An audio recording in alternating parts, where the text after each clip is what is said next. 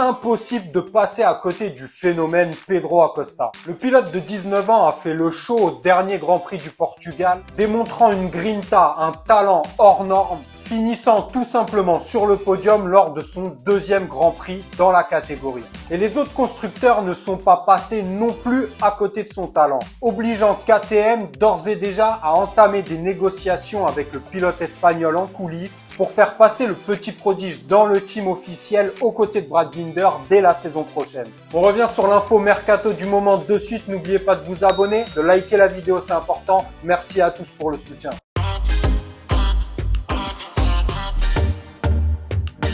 Bon, je crois que maintenant, plus personne ne peut ignorer le nouveau phénomène Pedro Acosta. On dit nouveau parce qu'on attendait un peu qu'il confirme au plus haut niveau, c'est-à-dire en MotoGP, la catégorie reine. Mais ça fait déjà quelques années qu'on se rend bien compte que ce petit-là, que ce pilote a un talent exceptionnel, différent des autres. Dès sa première saison en Moto3 à l'âge de 16 ans, il remporte le championnat du monde. 2 ans plus tard, il est champion du monde Moto2. Et cette année, il démarre en trombe sa carrière en MotoGP avec un podium. Lui qui fait partie déjà, qui a déjà marqué l'histoire car il est le 3e plus jeune de toute l'histoire du MotoGP à accéder à un podium. Il n'a que 19 ans et il semble déjà avoir roulé des années durant dans cette catégorie avec, on le rappelle, des motos qui sont tout simplement des monstres de puissance, des fusées, des machines diaboliques que beaucoup de pilotes confirmés auraient du mal à tenir. Et lui, on l'a vu se balader lors du Grand Prix au Portugal, défiant Marc Marquez, défiant Pecco Bagnaia, défiant les pilotes qui ont la même moto que lui, mais en team d'usine, Brad Binder,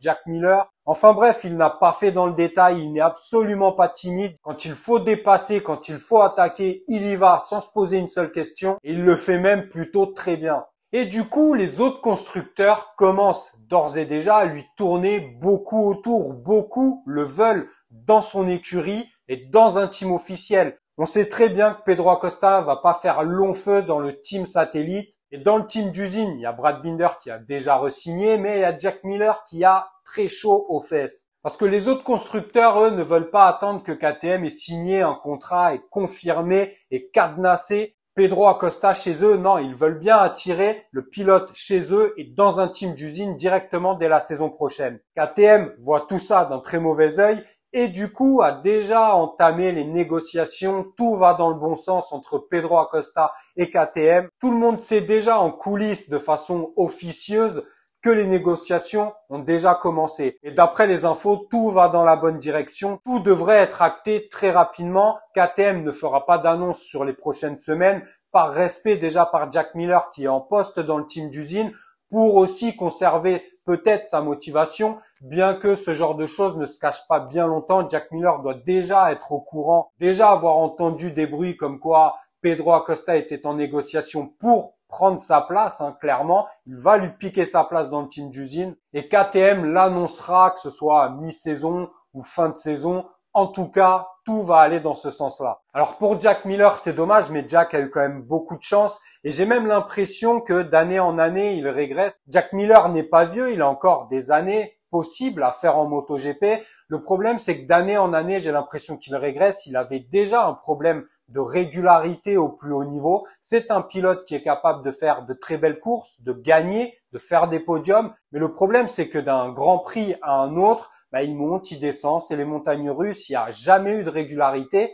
Et là, petit à petit, les années qui passent, je trouve qu'il est de moins en moins régulier au plus haut niveau. Et ça, il n'y a pas que moi qui le vois ou qui le pense. Les constructeurs le voient également. Alors, est-ce que Jack Miller aura l'occasion de rebondir? Je pense qu'il devrait pouvoir trouver une place ailleurs, peut-être même chez KTM dans le team satellite, mais même ça, c'est pas évident. Il y a beaucoup de pilotes très talentueux qui vont chercher des guidons, qui vont chercher des motos performantes. On voit que la KTM se place comme challenger de Ducati. Ils travaillent énormément KTM. Ils sortent des nouvelles pièces quasiment à chaque Grand Prix. Ils testent tout le temps. Donc, il est fort probable également qu'ils décident de ne pas prendre du tout Jack Miller même dans le team satellite et de renouveler totalement la place. En tout cas, j'ai bien l'impression que le petit phénomène Pedro Acosta va continuer de nous faire vibrer, de nous mettre des paillettes dans les yeux.